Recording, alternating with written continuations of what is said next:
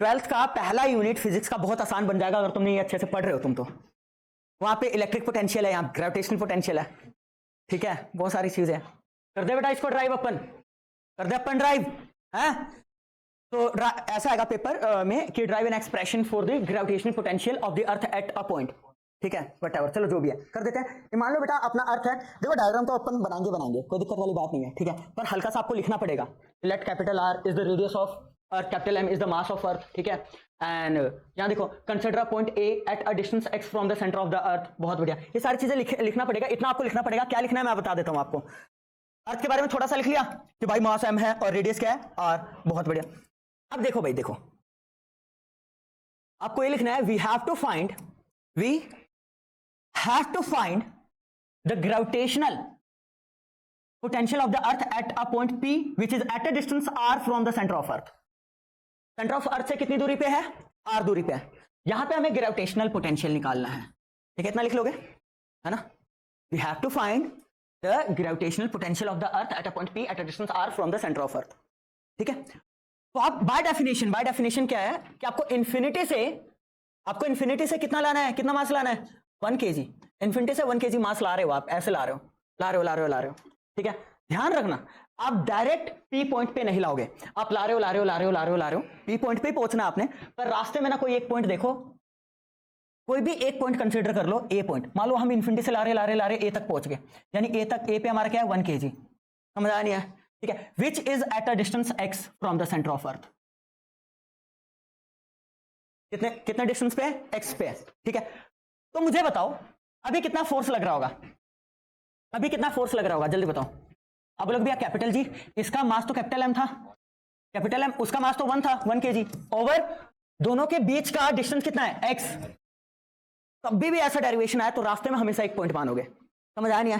मैंने रास्ते में एक पॉइंट ए मान लिया which is at a distance X, ठीक है, from the centre of Earth, बहुत बढ़िया। इतना फोर्स लग रहा है, यानी capital G capital M over X square, ठीक है बेटा, ठीक है, इतना फोर्स लग रहा है।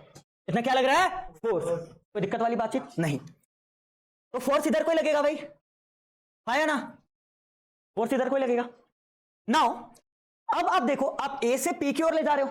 Now small work done in displacing 1 kg mass from point A to B, from point या through a small distance dx, ठीक है। नाउ लिसन, क्या कहना चाहता हूं मैं, आपको ए बी वैसे बड़ा लग रहा होगा, नहीं, पर ए बी बहुत छोटा है। अच्छा, ए पे अभी मास पड़ा हुआ है, ए पे अभी क्या पड़ा हुआ है, मास, ठीक है। अगर मैं इसको और पास ले जाऊं तो मुझे वर्क डन करना पड़ेगा ना। मान लो ना कि मैं इस मास को ना बहुत स्मॉल डिस्टेंस dx से आगे ले गया, ए से बी तक ले गया, बहुत स्मॉल डिस्टेंस है, यहां बड़ा दिखाया हुआ है पर है स्मॉल बहुत ज्यादा, तो मुझे कुछ काम करना पड़ेगा। और वर्क डन क्या होता है, force into displacement, force into, यहां तो सेम एंगल है दोनों के बीच, फोर्स और डिस्प्लेसमेंट के बीच क्या है, सेम एंगल, पर आप बोलोगे भैया since displacement is very small the work done will be also very small, ठीक है। तो वर्क डन क्या होगा, जल्दी बताओ। नाउ वर्क डन नहीं, यहां लिखना चाहिए मुझे स्मॉल वर्क डन, ठीक है, ठीक है, in displacing the body through small distance dx, through small distance dx। तो स्मॉल वर्क डन क्या होगा, dw, ठीक है। आप बोलोगे भैया force into displacement into cos of angle between them, दोनों सेम डायरेक्शन में, नहीं cos 0 तो 1 होता है, ठीक है, बहुत बढ़िया। dw किसके इक्वल हो गया, f dx के, f किसके इक्वल था, जल्दी बताओ, g capital m over x square into dx, ठीक है, ठीक है। तो मुझे a पॉइंट से b पॉइंट पे ले जाने के लिए मुझे स्मॉल वर्क डन करना पड़ेगा इतना। नाउ टोटल वर्क डन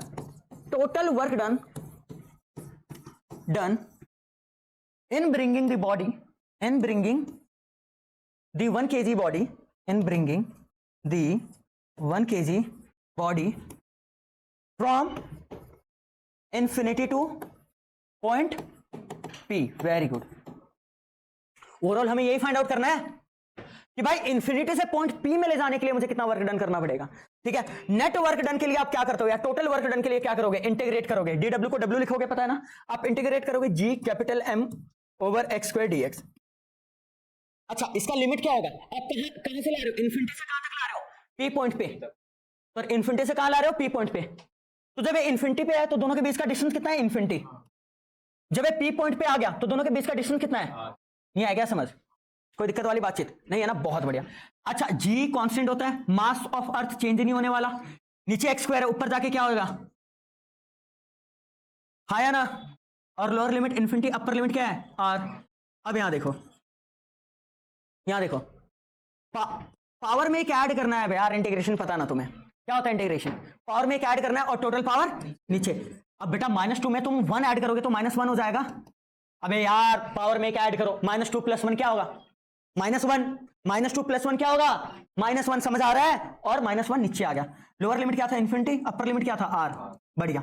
अब लोग अभी इस माइनस को बाहर फेंक दो। बढ़िया, ठीक है, बाहर फेंक दो, -gm हो जाएगा। और x का पावर -1 नीचे आके क्या हो जाएगा? x का पावर +1। हाँ या ना? Lower limit infinity, upper limit R. Upper limit minus lower limit, तो अपर लिमिट क्या है? आर।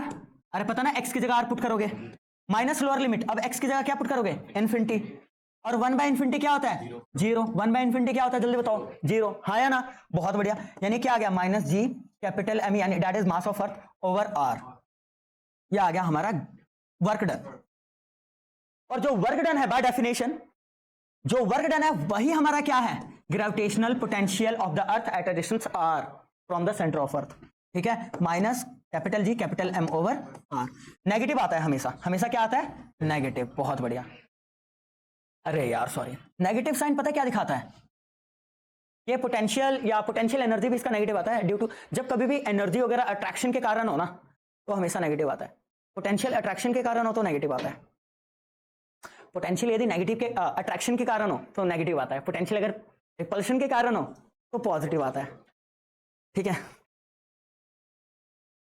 तो ये फाइनल रिजल्ट है भाई, इतना आसान है।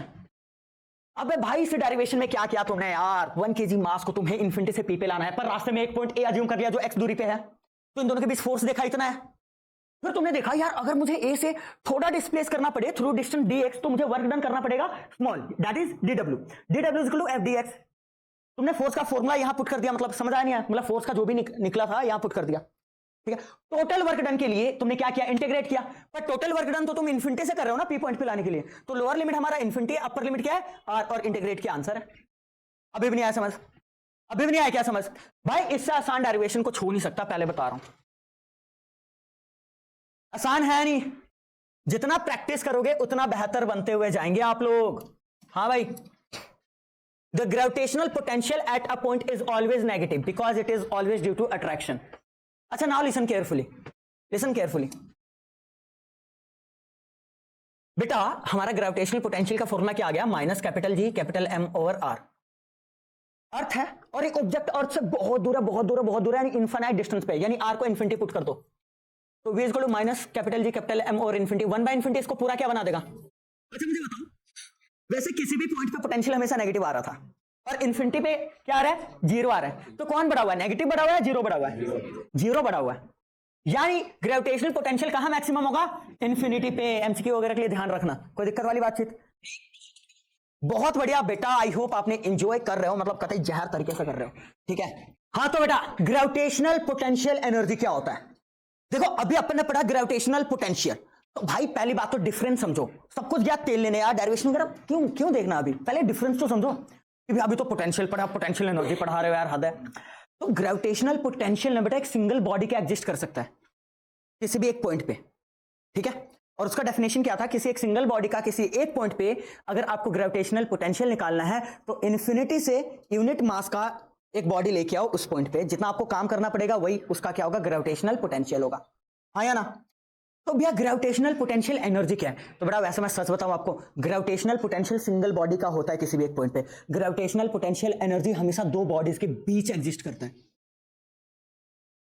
ठीक है, अगर मैं ये बोल रहा हूं कि ना एक बॉडी है जिसका मास कैपिटल M है एट अ डिस्टेंस r, इसका ग्रेविटेशनल पोटेंशियल एनर्जी क्या होगा? तो मैं बेतु का सवाल कर रहा हूं, बिलीव में मैं बेतु का सवाल कर रहा हूं। आप बोलोगे भैया एक बॉडी का ग्रेविटेशनल पोटेंशियल एनर्जी नहीं होता है, दो बॉडीज के बीच होता है, दो बॉडीज के बीच होता है। यानी यहां एक और बॉडी रख देता हूं जिसका मास स्मॉल m है और इसका मास क्या है? Capital M। ठीक है, तो मैं कह सकता हूं कि इन दो bodies, two bodies of masses capital M and small M separated by distance R, ठीक है, तो इन दोनों के बीच कुछ एनर्जी एग्जिस्ट करेगा, ग्रेविटेशनल पोटेंशियल एनर्जी एग्जिस्ट करेगा। ठीक है, पहली बात तो है। अगर मैं सिंपल बोलूं कि है ना इस बॉडी का आर डिस्टेंस पे ग्रेविटेशनल पोटेंशियल एनर्जी क्या होगा, तो ये बेतुका मैं बकवास मार रहा हूं बेटा, डेफिनेटली बकवास मार रहा हूं, क्योंकि एनर्जी तो हमेशा दो बॉडीज के बीच एग्जिस्ट करेगा। तो है ना, आई शुड से कि ना, है ना, what is the gravitational potential energy of two bodies of mass capital M small M separated by distance R. Got it? तो भैया इसको डिफाइन कैसे करना है? देखो बेटा, अगर इन दोनों के बीच आपको ग्रेविटेशनल पोटेंशियल एनर्जी निकालना है, उसका फॉर्मूला निकालना है, तो कैसे डिफाइन किया गया? कैसे डिफाइन किया गया है कि आप इस बॉडी को इंफिनिटी से इस पॉइंट पे लाओगे, और जितना आपको काम करना पड़ेगा, जितना आपको काम करना पड़ेगा, ठीक है, वही इन दोनों के बीच का क्या होगा, ग्रेविटेशनल पोटेंशियल एनर्जी होगा। सेम पोटेंशियल वाला सीन है, सारा कुछ सेम है, बस वहां पे 1 यूनिट मतलब 1 kg मास लाते थे, वहां पे यूनिट मास का बॉडी लाते थे, समझ आ रहा नहीं आ रहा इन्फिनिटी से उस पॉइंट पे, पर यहां पे सरेआम बॉडी ले आएंगे, समझ आ रहा नहीं आ रहा इन्फिनिटी से इस पॉइंट पे। यानी मुझे इन दो बॉडीज के बीच का ग्रेविटेशनल पोटेंशियल एनर्जी निकालना है, तो इस बॉडी को इन्फिनिटी से इस पॉइंट पे लाने के लिए कुछ काम करना पड़ेगा, और जितना मुझे काम करना पड़ेगा वही इन दोनों के बीच का क्या होगा, ग्रेविटेशनल पोटेंशियल एनर्जी होगा। अब ये यूनिट मास नहीं है इसका, समझ आ रहा नहीं आ रहा? बहुत बढ़िया, बाकी सब कुछ सेम है। तो gravitational potential energy of a body at any point defined as the amount of work done in bringing a body. यहां पे ऐसा तो नहीं बोला है a body of unit mass, नहीं ना, in bringing a body from infinity to that point without acceleration. Again energy is a scalar quantity, तो ये भी स्केलर होगा, और इसका यूनिट और डायमेंशन सेम होगा जो एनर्जी का होता है। ठीक है बेटा, भले अरे चाहे हीट एनर्जी हो, चाहे थर्मल एनर्जी हो, मतलब वही तुम्हारा नहीं समझ, ग्रेविटेशनल एनर्जी हो, चाहे इलेक्ट्रिकल एनर्जी हो, जो मर्जी एनर्जी है तो एनर्जी ना बेटा, उनके यूनिट्स वही होंगे जैसे जाउल। ठीक है, डायमेंशन वही होगा m1 L2 T -2। ठीक है बेटा, वेरी गुड मेरे बच्चे, और इसको U से डिनोट करते हैं, कैपिटल U से। ठीक है, सब कुछ सेम है, पूरा डेरिवेशन सेम है, डायग्राम तक सेम है भाई, बस यहां पे अच्छा वहां पे 1 kg लिखना है, यहां पे m लिखना, और इसका मास कैपिटल M है, इसका क्या है स्मॉल m, लिख लेना इधर नोट्स में। ठीक है, सब कुछ सेम है।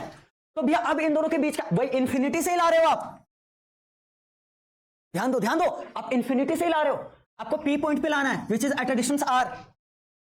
ठीक है बेटा, ठीक है, परंतु परंतु परंतु बीच में एक पॉइंट अज्यूम करोगे तुम, जैसे A पॉइंट है जो कि x दूरी पे, कितनी दूरी पे, x दूरी पे, तो इन दोनों के बीच का फोर्स पहले निकालो, तो आप बोलोगे भैया यहां तो 1 नहीं अब m है, तो G capital M small m by x square. देखो यही है, वही small work done in displacing through a small distance dx, तो f dx हो जाएगा, और फोर्स का फॉर्मूला रखोगे, टोटल वर्क डन के लिए इंटीग्रेट करोगे इन्फिनिटी से r, पर इस केस में स्मॉल m भी है, ये दोनों ही बाहर आएंगे, मतलब तीनों बाहर आएंगे, सारा डेरिवेशन सेम है, और यही वर्क डन स्टोर हो जाएगा। वहां पे पोटेंशियल के केस में यह 1 था, तो G capital M by R था, सिंपल। यहां पे क्या है, G capital M small m by R, अभी भी नहीं आया समझ, क्योंकि दो बॉडीज के बीच एग्जिस्ट करेगा, सारा डेरिवेशन सेम है, अभी भी नहीं आया समझ आ रहा है, हाँ या ना, हाँ या ना? देखो बेटा, देखो मेरे बच्चे, यहां देखो, अभी हम बोर्ड में अभी किए थे ना, हाँ देखो बोर्ड में किए थे। अब मान लो, अब मैं कह रहा हूं यहां पे 1 kg नहीं है, बल्कि इसका मास क्या है, तो इन दोनों के बीच का फोर्स में, इन दोनों के बीच के फोर्स में बेटा ये 1 की जगह m होगा, 1 की जगह m होगा, बाकी सब कुछ सेम, यहां भी m है, सब कुछ सेम, यहां भी m है, यहां भी m है, small m small m small m। ठीक है, और this work is stored in the form of gravitational potential energy, यानी U। ये आया क्या समझ? और नेगेटिव क्यों आया पता है आपको? अट्रैक्शन के कारण जब एनर्जी होता है ना बेटा, पहली बात तो भाई ग्रेविटेशनल फोर्स रिपल्सिव नहीं होता, सिर्फ क्या होता है, अट्रैक्टिव। तो अट्रैक्शन के कारण जो एनर्जी होता है वो हमेशा क्या होता है, नेगेटिव होता है, समझ आ नहीं आया? माइनस कैपिटल G है ना, capital M small m by R, इसमें दोनों आएगा, है ना, मास ऑफ अर्थ भी और मास ऑफ बॉडी भी, क्योंकि सिंगल एक बॉडी का एनर्जी एग्जिस्ट नहीं करेगा, सब कुछ सेम है। स्वाद आया या नहीं आया? या पोटेंशियल हमने निकाला था, है ना, वो क्या था, minus capital G capital M by earth का, अर्थ की बात कर लेते हैं, किसकी बात कर लेते हैं, अर्थ की, बाय R। और हमें एनर्जी निकाला दो बॉडीज, जैसे एक अर्थ है, कोई और बॉडीज है, कोई और बॉडी है, तो इसका एनर्जी कितना, पोटेंशियल एनर्जी कितना है, minus capital G capital M small m by R। तो इतना क्या चीज है बताओ मुझे, इतना तो V आ गया ना, Vm। ठीक है, यानी potential energy is equal to potential into mass, यार यहाँ इसका इसका मतलब समझो पहले आप।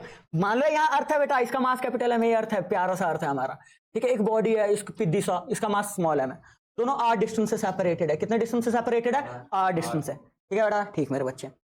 तो अगर तुम्हें अर्थ का इस पॉइंट पे पोटेंशियल पता लग जाए, अर्थ का पोटेंशियल पता लग जाए, और इससे आप इस बॉडी के मास से मल्टीप्लाई कर दोगे, तो दोनों के बीच का पता है क्या आ जाएगा? एनर्जी आ जाएगा। ये मतलब समझ आया? बहुत बढ़िया। Gravitational potential energy equal to gravitational potential into mass of the body. बहुत बढ़िया। कुछ डिस्कशंस है जिसके थ्रू हमें गुजरना पड़ेगा, ठीक है। डिस्कशन।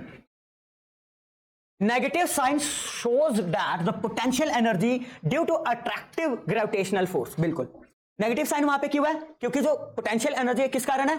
अट्रैक्टिव ग्रेविटेशनल फोर्स के कारण है। अगेन बेटा, व्हेन आर इज इंफिनिटी बेटा, व्हेन, अच्छा भैया देखो, यू का फॉर्मूला क्या है? Minus capital G capital M small M by R, जैसे mass of earth mass of body by R, distance between that, ठीक है। ठीक, तो भैया मुझे एक बात बताओ, ये तो हमेशा नेगेटिव आएगा।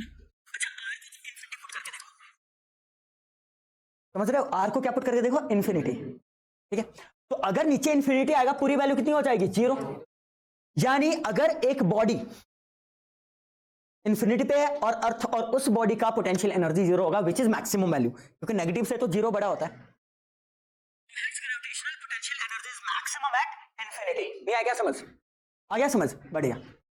अब देखो बेटा, if body is moved from R1 to R2, then change in potential energy is given by this. Oh my God, या यहाँ देखो, पता है क्या?